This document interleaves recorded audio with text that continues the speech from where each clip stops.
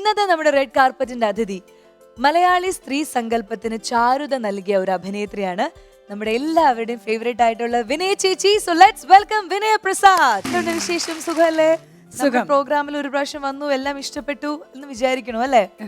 എന്തായാലും വീണ്ടും ചേച്ചിയുടെ കുറെ വിശേഷങ്ങൾ കേൾക്കാനായിട്ട് നമ്മുടെ പ്രേക്ഷകരും ഞാനും എല്ലാവരും കാത്തിരിക്കുകയാണ്. അതിന് നമുക്ക് ആദ്യം കേൾക്കേണ്ടത് മാടമ്പിള്ളിയിലെ ആ മനോരോഗി ശ്രീദേവി ആണെന്ന് തെറ്റിദ്ധരിച്ച് പിന്നീട് അത് മനസ്സിലാക്കി അങ്ങനെ ശ്രീദേവി ഇഷ്ടപ്പെട്ട് ഇപ്പോഴും ആ ക്യാരക്ടറിനെ ഇഷ്ടപ്പെടുന്ന ഒരുപാട് മലയാളികളുണ്ട്. ഇപ്പൊ ആ പാട്ടൊക്കെ കേട്ട് ചേച്ചി ഇങ്ങനെ വന്നപ്പോ ആ വിശേഷം ചോദിക്കാനാണ് എനിക്ക് തോന്നുന്നത്. ശരി, അപ്പൊ നമുക്ക് തുടങ്ങാം അല്ലെ? മണിച്ചിത്ര താഴ് എന്ന് പറഞ്ഞ സിനിമയെ കുറിച്ച് തന്നെ തുടങ്ങാം. അത് ഈ സാൻസ്ക്രിറ്റിൽ ഒരു ഇതുണ്ടല്ലോ, ന ഭൂതോ ന ഭവിഷ്യത്തി, പിന്നെ മുൻപ് ഉണ്ടായിരുന്നില്ല പിന്നെ ഉണ്ടാവാന്ന് പോകുന്നില്ല എന്ന്. എത്ര ശ്രമിച്ചാലും അതുപോലെ ഒരു ഫിലിം ചെയ്യാൻ ബുദ്ധിമുട്ടാണ് തീർച്ചയായിട്ടും. ഇത് നേരത്തെ എനിക്ക് അറിയില്ലായിരുന്നു കേട്ടോ, ഈ സിനിമ ഇങ്ങനെ ആകുമെന്ന്. എന്ന് എനിക്ക് ഈ സിനിമ കിട്ടിയത് തന്നെ മോഹൻലാൽ സാർ ഒരു ഫംഗ്ഷന് വേണ്ടി, ഒരു ഓണം പരിപാടിക്ക് വേണ്ടി ബാംഗ്ലൂരിൽ വന്നിരുന്നു. അപ്പോൾ ഞാനും അതിലൊരു ഗസ്റ്റ് ആയിട്ടാണ് പോയത്. അപ്പോൾ തന്നെ ചോദിച്ചു, ഒരു പറ്റിയ ക്യാരക്ടറുണ്ട്, ചെയ്യാമോ എന്ന്. അപ്പോൾ എനിക്ക് തോന്നി ചെയ്യാലോ, അങ്ങനെയാണ് ഞാൻ പറഞ്ഞത്. ഇപ്പോൾ ശോഭന ഉണ്ടെന്ന്, അപ്പോൾ ഡാൻസ് ഒക്കെ ശോഭനയ്ക്ക് ഡാൻസ് തീർച്ചയായിട്ടും ഉണ്ടാവുമല്ലോ. അപ്പോൾ എനിക്ക് എന്തായാലും അപ്പോൾ രണ്ടാം ഹീറോയിൻ ആയിരിക്കും, ഇങ്ങനെയൊക്കെ ഞാൻ ആലോചിക്കാൻ ചിന്തിക്കുന്നു. അപ്പോൾ ഫാസിൽ സാറിനോട് ഷൂട്ടിംഗ് നടക്കുമ്പം എനിക്ക് ഒരു ചെറിയൊരു ഡിസപ്പോയിൻമെന്റ് ഉണ്ടായിരുന്നു. അപ്പൊ ചെറിയ മുറിച്ച് ചെറിയ ഷോർട്സ് ആണ് സംസാരിക്കുന്നു, ഇവിടെ വന്ന് സംസാരിക്കുന്നു, അത്രേ ഉള്ളൂ. എന്നിട്ട് എന്നെ പിടിച്ച് അകത്താക്കുന്നു, ഇതൊക്കെ. അപ്പൊ എനിക്ക് തോന്നി എനിക്ക് അഭിനയിക്കാൻ സ്കോപ്പ് ഒന്നും ഇല്ലെന്ന്. അപ്പൊ ഞാൻ ചോദിച്ചു സാറിനോട്, സാറേ ഇത് എന്നെ എന്തിനാ ഇതില് വിളിപ്പിച്ചത്, എനിക്കൊന്നും ഇല്ലെന്ന് തോന്നുന്നത് എനിക്കെന്ന്. അപ്പോൾ ഫാസിൽ സാർ പറഞ്ഞു, അതല്ല, നിങ്ങൾ ടോട്ടാലിറ്റി നോക്കുമ്പോഴാണ് ഇത് മനസ്സിലാവുന്നത്. ശോഭനയും ഇതേ ചോദ്യം എന്ന് ചോദിച്ചിരിക്കുന്നു, ആ പാട്ടല്ലാതെ വേറൊന്നും എനിക്ക് ഇല്ലല്ലോ എന്നാണ് ശോഭന എന്നോട് ചോദിച്ചത്. അപ്പം ഞാൻ ശോഭന വിളിച്ചു, അതെയോ നീ അങ്ങനെ ചോദിച്ചിട്ടുണ്ടോ എന്ന്. അതെ എന്നാണ് ശോഭന പറഞ്ഞത്. അപ്പോൾ see, when I saw the movie, I was really astonished.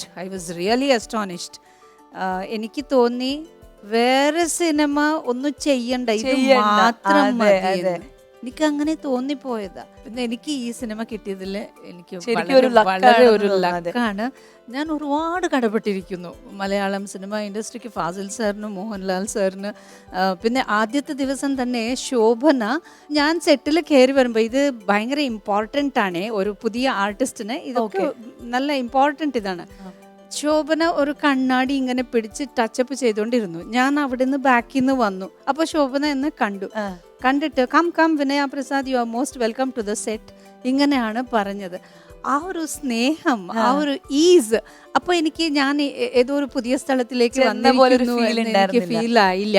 എനിക്ക് ആ ഒരു വാം വെൽക്കം ഇപ്പോഴും ഓർക്കുന്നുണ്ട് ഞാൻ. എന്നിട്ട് പുതിയ ആർട്ടിസ്റ്റ് നമ്മുടെ സെറ്റിൽ വന്നാൽ, എൻ്റെ സെറ്റിൽ വന്നാൽ ഞാൻ തീർച്ചയായിട്ടും അവരെ ഒന്ന് ഗ്രീറ്റ് ചെയ്യും, വെൽക്കം എന്ന് പറയും. ഇപ്പോഴും ശോഭനയെ ഓർത്തിട്ടാണ് ഞാൻ ഇതൊക്കെ ചെയ്യുന്നത്. I'm so thankful to her. പിന്നെ ഓരോ സംഭവങ്ങളും എല്ലാം കൊള്ളാം, പക്ഷെ ഒന്നും മനസ്സിലായില്ലായിരുന്നു. ഷൂട്ട് ചെയ്യുമ്പോൾ ഒട്ടൊന്നും മനസ്സിലായില്ല എന്തായിരിക്കും ഇതിന്റെ ഫൈനൽ ഔട്ട്പുട്ട്. ഭയങ്കര എക്സൈറ്റഡ്. പിന്നെ ഞാൻ ഫാസിൽ സാറിനോട് ചോദിച്ചിരുന്നു, സാർ ഇതെന്തോ പേയ് കഥയാണോന്ന്. അല്ല, നമുക്ക് ഹൊറർ, ഇത് ഇങ്ങനെ ഈ വേഷം അത് ഇതൊക്കെ കാണുമ്പോൾ ഇത് ഹൊറർ സിനിമയാണോ എന്ന്. ഹൊറർ പോലത്തെ സിനിമ എന്ന് കരുതിക്കോളൂ. ഇങ്ങനെയൊക്കെയാണ് ഫാസിൽ. നമുക്ക് അങ്ങനെ ഒരു ജോണർ പറയാൻ പറ്റില്ല. ഒരു ഹൊറർ മൂവി ആണോ എന്ന് ചോദിച്ചാൽ നമുക്ക് അത് മാത്രമാണെന്നും പറയാൻ പറ്റില്ല. അതെ, വേറൊരു സിനിമ ചെയ്യാനായിട്ട് അങ്ങാടിപ്പുര എന്ന് പറയുന്ന ഒരു ഇതില് റെയിൽവേ സ്റ്റേഷനിലേക്ക് പോയിരുന്നു. കൃഷ്ണകുടിയിലെ പ്രണയ അത് ചെയ്യാൻ വേണ്ടി പോയിരുന്നു. 5 വർഷം കഴിഞ്ഞിട്ടായിരിക്കും. അപ്പോ കുറെ ആൾക്കാർ വന്നിരുന്നു കാണാനായിട്ട്. എന്നിട്ട് ആ ഒരു ദൂരത്തിന്ന് ശ്രീദേവി ചേച്ചി ഇങ്ങനെയാണ് വിളിച്ചോണ്ടിരുന്നത്. ഞാൻ മറന്നുപോയി എന്റെ പേര്, ശ്രീദേവിയാണെന്ന് എനിക്ക് മറന്നുപോയി കേട്ടോ. അപ്പോ മഞ്ജു വാര്യറാണ് പറഞ്ഞത്, ചേച്ചിയാണ് വിളിച്ചതെന്ന്. അപ്പോഴാണ് എനിക്ക് മനസ്സിലാവുന്നത്, oh what memory these people should have about that movie. അല്ലേ, എത്ര ആസ്വദിച്ചിട്ടുണ്ടാവൂ. ഒരു ക്യാരക്ടർ ആർട്ടിസ്റ്റിന്റെ ക്യാരക്ടറിന്റെ പേരറിയുന്നു, എന്നിട്ട് ഓർത്ത് ഓർത്ത് വിളിക്കുന്നു. വിളിക്കുന്നു. പിന്നെ കൂടുതൽ ആൾക്കാർക്ക് കൂടുതൽ ഇഷ്ടപ്പെട്ടിരിക്കുന്ന സീന് അവസാനം ഞാൻ ഓടി വന്ന് നിക്കില്ലേ, ആ ജനലില് നോക്കി ജനലില് നോക്കി കാറ് പോകുന്നു, ഞാൻ വന്ന് നോക്കി നിൽക്കുന്നു. ആ റെഫറൻസ് കൂടുതൽ ആൾക്കാർ കൊടുക്കുന്നു. ആ സീൻ കൊള്ളാം, നന്നായിരിക്കുന്നു. പിന്നെ ആ മൂക്കിന്റെ അടിച്ചാലും കുടിച്ചാലും അപ്പൊ ചേച്ചി നമ്മുടെ ഇന്നത്തെ അതിഥി എന്ന് പറഞ്ഞ ഒരു പാട്ടുകാരിയാണ്. അതുകൊണ്ട് ചേച്ചിക്ക് ഇഷ്ടപ്പെട്ട കുറെ നല്ല പാട്ടുകൾ പാടും എന്നുള്ള പ്രതീക്ഷയിലാണ്. ബാക്കി വിശേഷങ്ങളൊക്കെ നമുക്ക് ആ കുട്ടി വന്നിട്ട് നമുക്ക് ഡീറ്റെയിൽ ആയിട്ട് ചോദിക്കാം. റെഡി? അപ്പൊ വളരെയധികം സ്നേഹത്തോടെ സ്വാഗതം ചെയ്യാം ദിവ്യ നായർ. അപ്പൊ ദിവ്യ ഒരു പാട്ടുകാരിയാണ്. ഒരുപാട് സ്റ്റേജ് പെർഫോമൻസ് ഒക്കെ ചെയ്തിട്ടുണ്ട്. MBA സ്റ്റുഡൻ്റ് ആണ്. ഈ പഠിത്തവും പാട്ടും ഈ ഒരു കരിയറൊക്കെ ആയിട്ട് എങ്ങനെ പോകുന്നു ലൈഫ്? ബിസി ആണോ? ലൈഫ് ബിസി ആയിരുന്നു കൊറോണ വരുന്നത് വരെ. ഇപ്പം കുഴപ്പമില്ല, എല്ലാം കൂടെ ബാലൻസ്ഡ് ആയിട്ട് ഇപ്പൊ പിന്നെ പഠിത്തം അങ്ങനെ ഓൺലൈനിലായിരിക്കുമല്ലോ അല്ലേ? ഓൺലൈനിലാണ്. അങ്ങനെ എല്ലാം കൂടി പോകുന്നുണ്ട്. എനിക്ക് ഗസ്റ്റ് ആരാന്ന് അറിയത്തില്ലായിരുന്നു. ഞാൻ വളരെയധികം റെസ്പെക്ട് ചെയ്യുന്ന വിനയ മാമിനെ കാണാൻ സാധിച്ചതിൽ ഒത്തിരി സന്തോഷം. Thank you so much.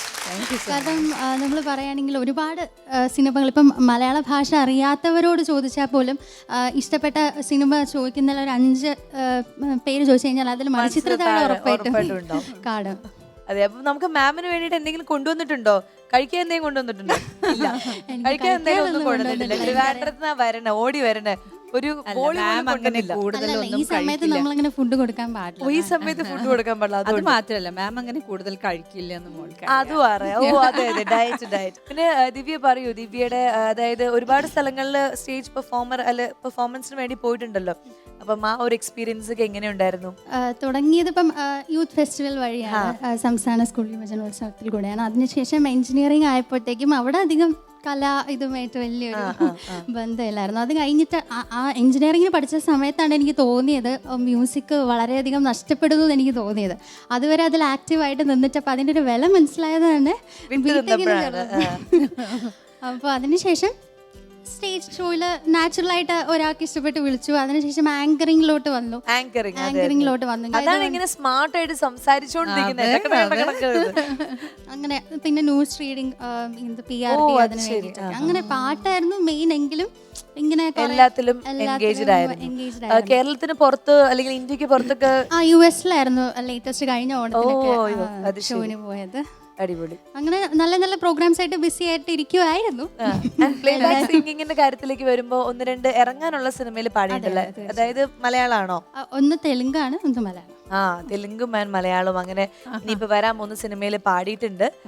അങ്ങനെ ഒരു കലാകാരിയാണ് നമുക്ക് ഇവിടെ കിട്ടിയിരിക്കുന്നത്. വീട്ടിലുള്ള എല്ലാവരോടും ഞങ്ങളുടെ അന്വേഷണം പറയാം. അവരിവിടെ എത്തിയിട്ടില്ല. എല്ലാവരോടും ഞങ്ങളുടെ ഒരു ഹായ്.